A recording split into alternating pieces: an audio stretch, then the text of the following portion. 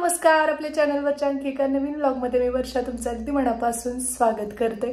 तर मी एक व्हिडिओ तुमच्यासोबत शेअर केला होता ज्यामध्ये आम्ही डीएडला असतानाचा तो एक सीन, जेव्हा मी पहिल्यांदा त्यांना पुस्तक मागितलं होतं ग्रंथालयाच्या समोर आणि तो सीन आम्ही शूट केलेला, जस्ट एक शॉर्ट व्हिडिओ करावा म्हणून।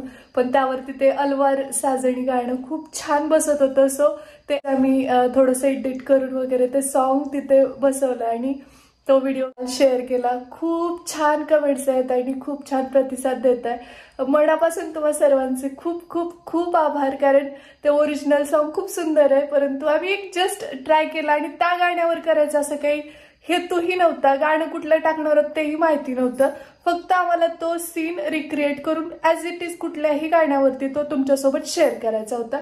कारण लांब जाण्यात एक त्याचा पहिला पार्ट शेअर केला होता मी पहिल्यांदा समोरासमोर दिसल्याबरोबरचा तो सीन होता पहिला, तो पाहिला नसेल तर तो पण जाऊन पहा। त्यानंतर हा दुसरा सीन आहे, त्यांच्या रिॲक्शन्स खूप साऱ्या जणांना आवडल्या, खूप कौतुक केलं तुम्ही, त्यासाठी मनापासून तुमचे आभार। कारण की त्याला कुठले प्रोफेशनल शूट करणारे नव्हते किंवा ती कॉन्सेप्ट असं व्यवस्थित एक्सप्लेन करून आम्हाला ते डायलॉग्स असं काही नव्हतं, जस्ट आम्ही दोघांनी एकमेकाचं शूट घेतलं आणि तिथं योगायोगाने डीएड कॉलेजच्या तिथे 2-4 मुलं होती, त्यांना त्यामध्ये इन्व्हॉल्व करून घेतलं। आम्ही विचारलं, ते तयार झाले तिथं थोडंफार ऍक्टिंग करायला आणि त्यातल्या एकाने ते शूट घेतलेलं आमच्या चौघांचं, जेव्हा मी त्यांना ते पुस्तक मागत होते। सो त्यांचं सुद्धा ते क्रेडिट आहे, कारण की ते नसते तर कदाचित तो व्हिडिओ तेवढा छान झाला नसता।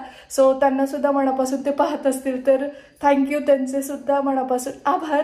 आणि तुम्हा सर्वांचं तर प्रेम नेहमी पाठीशी आहे, ते तसंच कायम राहो एवढी स्वामीचरणी प्रार्थना करून आजच्या व्हिडिओला आपण सुरुवात करूया। चला, आणखी काय मी आवरलेलं वगैरे नाहीये, just as it is video सुरू केलेला आहे। त्याचे किचन मधलं वगैरे आवरून झालं की मग मी कंटिन्यू करते। श्रीला टिफिन देण्यासाठी चपाती मी ऑलरेडी बनवून घेतलेली, आता भाजी बनवत होते, तेवढ्यामध्ये बेल वाजली आणि दारात एक ताट घेऊन ताई उभ्या होत्या, तृप्तीताई म्हणून, त्या उत्तप्पा घेऊन आल्या होत्या, सोबत मस्त अशी नारळाची चटणी आणि बटाट्याची भाजी पण घेऊन आलेल्या। आमच्या चौघांसाठी ॲक्च्युली त्यांनी नाश्ता घेऊन आल्या, मला खरंच खूप कौतुक वाटलं। किचन मधलं पण माझं बऱ्यापैकी आवरलंय, तसं आता लिपापोती करू, मेकअप करूया थोडं, जरा आपल्याला सुद्धा ते बरं वाटतं। कामं आवरलेत सगळी तर म्हटलं थोडं तयार होते आणि त्यानंतर मग आपला पूर्ण दिवस पण आपण जेव्हा व्यवस्थित प्रेझेंटेबल असतो तर छान जातो, आणि गबाळ्यासारखं राहिलं की मग दिवसभर अंगात आळस असल्यासारखं काही करायला नको असं फील होतं, मला तरी होतं। त्यामुळे थोडंसं जास्त काही नाही, लाईट असं मेकअप करून घेऊ, लगेचच लुक किती चेंज होतो हे पण तुम्ही पाहाल। तर आता घरातली कामं वगैरे बऱ्यापैकी आवरली आहेत आणि रेग्युलर पण व्लॉगसाठी मी थोडंफार तरी तयार होतच असते। आणि फेस्टिवल्स येत आहेत, मकर संक्रांत असेल किंवा बऱ्यापैकी सणांचा आता इथून रेलचेल सुरू होते आणि खूप साऱ्या जणींच्या कमेंट्स पण असतात, रेग्युलर बेसवर तुझ्या ब्लॉगमध्ये लिपस्टिक शेड तू यूज करतेस तो कोणता। ते आपले रेग्युलरचे फॅमिली मेंबर्स आहेत, त्यांना माहिती आहे, शक्यतो ओठ आपले नाजूक असतात आणि ते चांगले राहावे यासाठी चांगल्या दर्जेदार प्रोडक्ट्समध्ये इन्व्हेस्ट करणं कधीही बरं राहतं असं मला वैयक्तिक वाटतं। रेग्युलर आपण लिपस्टिक यूज करतो त्यामुळे मग ओठ काळे सुद्धा पडू शकतात, तर तसं होऊ नये यासाठी मी यूज करते ममाअर्थची soft matte long stay lipstick. तर मी तुम्हाला ही यूज करून दाखवते। माझा शेड आहे 04 बेरी न्यूड। रेग्युलर बेसवर पण यूज केली तर ओठ खराब अजिबात होत नाहीत, कारण याच्यामध्ये व्हिटॅमिन ई आहे जे आपल्या ओठांना नरिश ठेवतं, जोजोबा ऑइल आहे जे आपल्या ओठांना सॉफ्ट आणि स्मूथ बनवतं। तर याचं टेक्स्चर पाहू शकताय, एकदम बटरी सॉफ्ट आहे आणि जस्ट एका स्ट्रोक मध्ये अप्लाय होत आहे, इझी टू अप्लाय आहे। त्यासोबत मला वैयक्तिक ममाअर्थची आवडणारी गोष्ट म्हणजे ममाअर्थचं एम आहे की 2025 पर्यंत ते 1 मिलियन ट्री प्लांटेशन करणार आहेत आणि ही खूप मोठी गोष्ट आहे निसर्गाच्या दृष्टिकोनातून। त्यामध्ये आपला खारुताईचा वाटा असं म्हणायला हरकत नाही, कारण की आपण जेव्हा एक त्यांचं कुठलंही प्रोडक्ट परचेस करतो तर ते लगेच तुमची ऑर्डर लिंक करतात वेबसाईटला आणि लगेच एक झाड प्लांटेशन केलं जातं। आणि पाहू शकताय किती बटरी सॉफ्ट असं टेक्स्चर आहे, एकदम स्मूथ आहे आणि आपल्या ओठांची काळजी सुद्धा घेतली जाते, कारण याच्यामध्ये सगळे नॅचरल इन्ग्रेडियंट आहेत आणि ममाअर्थचे सगळेच प्रोडक्ट्स हे नॅचरल असतात, मेडसेफ असतात आणि सर्टिफाईड असतात, त्यामुळे टॉक्सिन फ्री, केमिकल फ्री असल्यामुळे कसल्याही प्रकारची चिंता नसते। तर ही जर लिपस्टिक तुम्हाला मागवायची असेल तर लिंक तर डिस्क्रिप्शन बॉक्समध्ये दिलेली आहेच मी, शिवाय अमेझॉन, नायका, फ्लिपकार्ट या ऑनलाईन वेबसाईट वरती सुद्धा हे प्रोडक्ट अवेलेबल आहेत। शिवाय आता ऑफलाईन म्हणजे तुमच्या जवळच्या कॉस्मेटिक स्टोअर मध्ये सुद्धा आजकाल ममाअर्थचे सगळे प्रोडक्ट्स अवेलेबल झालेले आहेत. तर तुम्हाला एखादं कुठलं ममाअर्थचं प्रोडक्ट तुमच्या जवळच्या शॉपमध्ये दिसलं आणि तुम्ही ते परचेस केलं तर मला कमेंट बॉक्समध्ये नक्की सांगा. त्याशिवाय ममाअर्थची ऑफिशियल वेबसाईट आहे, तिकडे माझा कुपन कोड जो स्क्रीनवरती दिसतोय चौधरी 2023 तो जर तुम्ही वापरला तर तुम्हाला 20% ऑफ मिळणार आहे. तर त्यासोबतच सतत आपल्याला टचअप करावा लागणार नाही. वॉटरप्रूफ आहे, म्हणजे आपण लिपस्टिक वेअर केल्यानंतर सकाळी दिवसभरात काही वॉटेवर खा प्या लिपस्टिक अजिबात ओठावरची हालत नाही.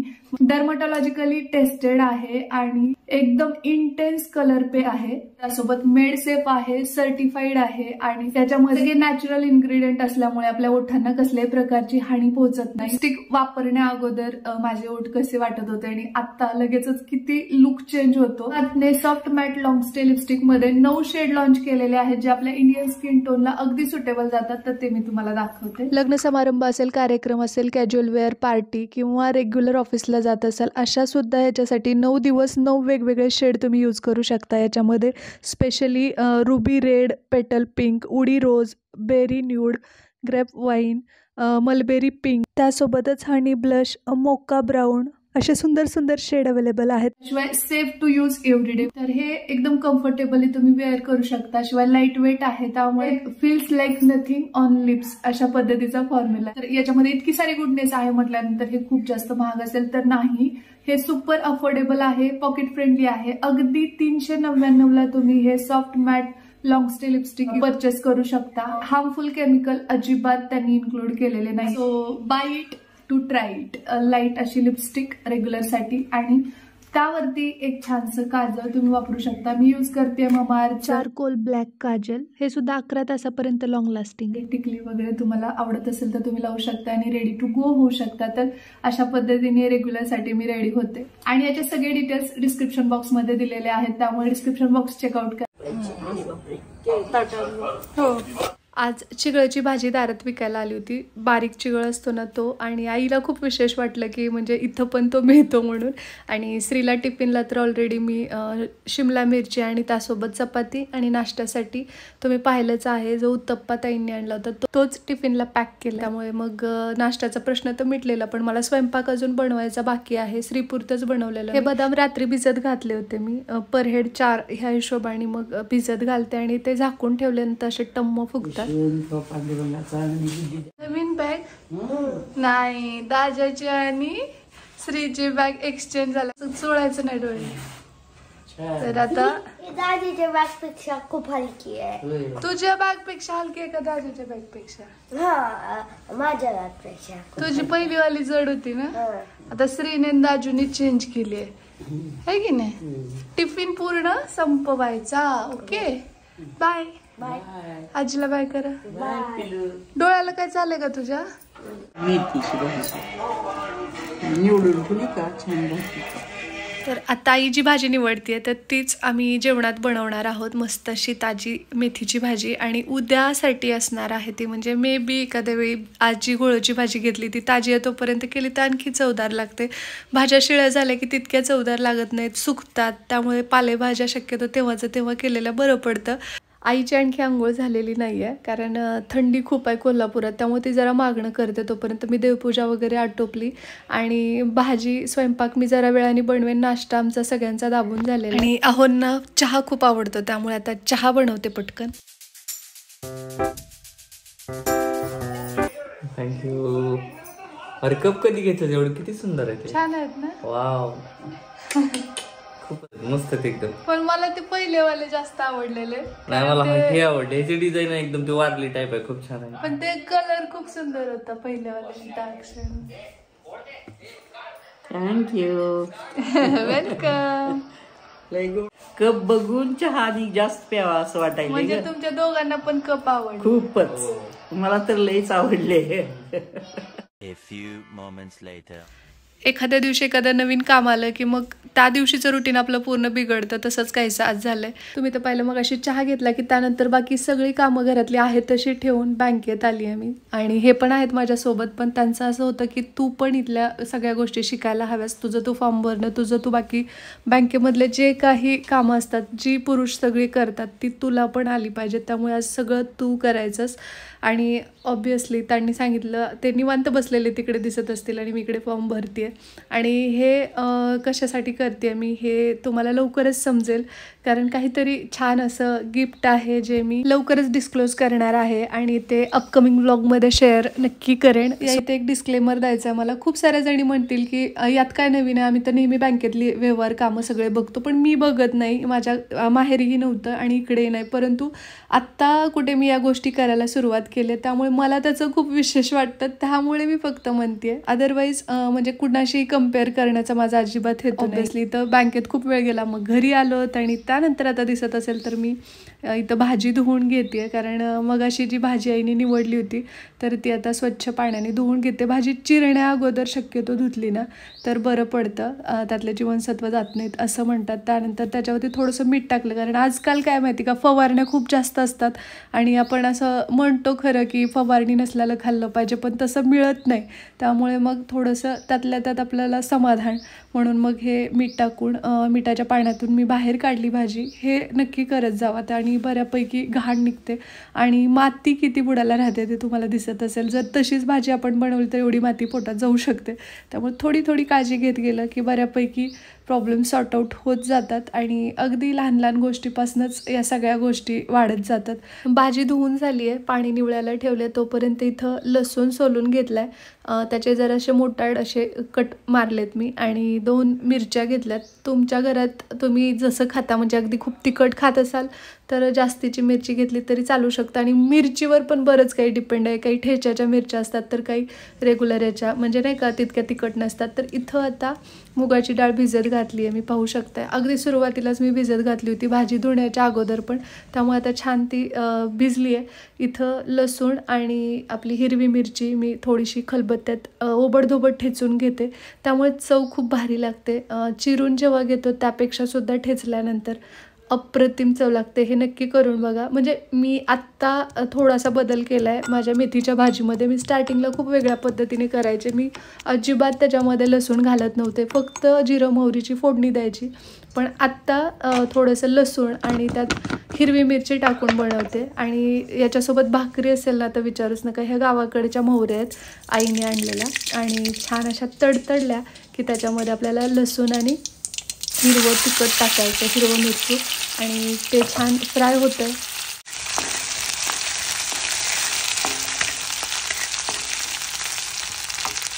तर आता ही धुवून ठेवलेली भाजी जी होती ती आपण कढईत टाकणार आहोत. लोखंडी कढई वापरली आहे मी. अगदी बरेच दिवस झालं, 2 वर्ष होत आले या कढईला, तरी पण छान आहे अजूनही.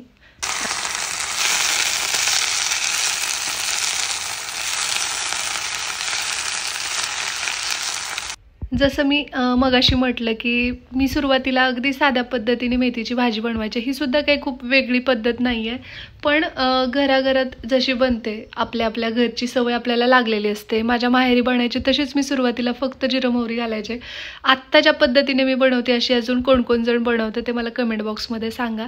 मला एका माझ्या मैत्रिणीने सजेस्ट केलं होतं की अशी बनवून बघ. आत्ता याच्यामध्ये आपण जी मुगाची डाळ भिजत घातली होती ती टाकली आहे आणि त्यासोबत कूट पण घालायचं, पण कूट लगेचच टाकलं ना की ती बुडाला लागते, चिकटते. त्यामुळे आता तुर्तास याच्यामध्ये मीठ टाकू आपण आणि छानपैकी ही झाकून आपल्याला शिजवायची आहे.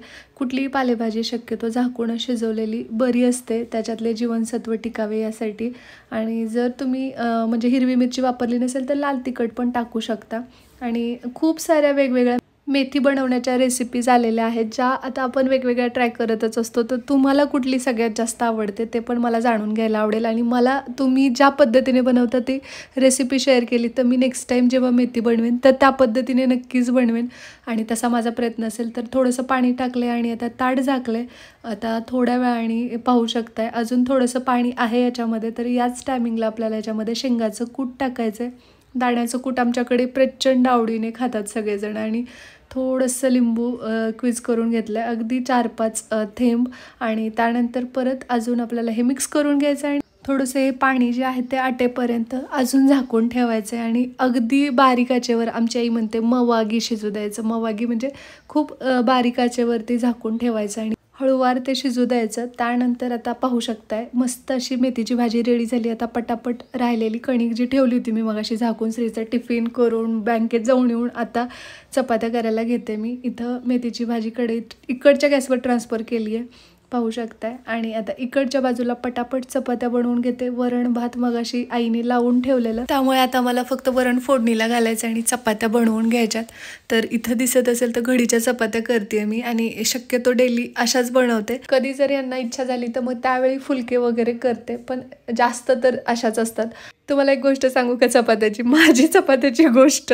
तर माझं नवीन नवीन लग्न झालं होतं, तर त्या वर्षी मला इतक्या छान चपात्या यायच्या नाहीत, अगदी नकाशे बिकाशे असं यायचं. आणि हे रूमला राहायचे ना, तर त्यामुळे त्यांना स्वतः टिफिन ते बनवून खायचे, त्यामुळे त्यांना प्रॉपर चपाती गोल गरगरीत बऱ्यापैकी जमायची.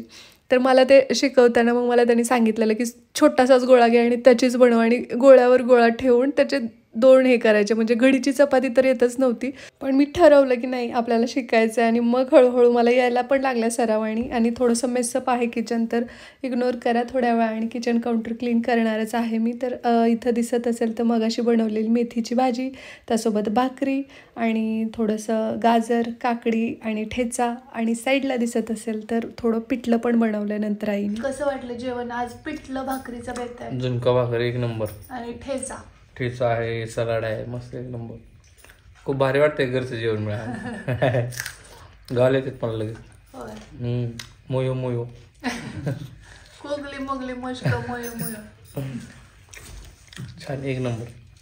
कामच नाही कारण आईनेच बनवलंय. लय खुश आहे मी तर. 3 दिवसावर आज बेसन खायले. बेसन आवडत आहे माझं.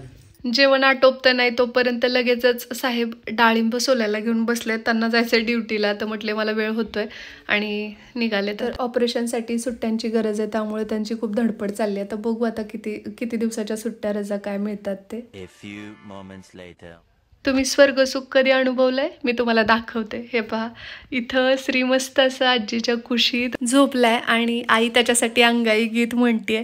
मला खरंच खूप हेवा वाटतो, बऱ्याचदा खूप छानही वाटतं, कारण की त्याच्या नशिबात ते आहे तर खूप चांगली गोष्ट आहे. पण कधी कधी वाटतं की हे अनुभवता नाही आलं ना, म्हणजे मला तरी नाही आलं, तुम्हाला आलं का? कारण खूप नशिबवानाला आजीचं प्रेम मिळतं असं मी म्हणते. आजी आजोबा असायलाच हवेत आणि त्यांचं प्रेम, त्यांचा सहवास लावणं, त्याच्यात ते कुरवाळणं, कुशीत घेऊन गाणी म्हणणं किंवा अंगाई गीतं म्हणणं, अभंग म्हणणं, हे खूप कमी लोकांना मिळतं आणि त्यातला श्री एक आहे. यामुळे खूप भारी वाटतं. पण कधी कधी वाटतं ना माझी पण आजी असती तर, किंवा आम्हाला एवढा सहवास लाभलाच नाही.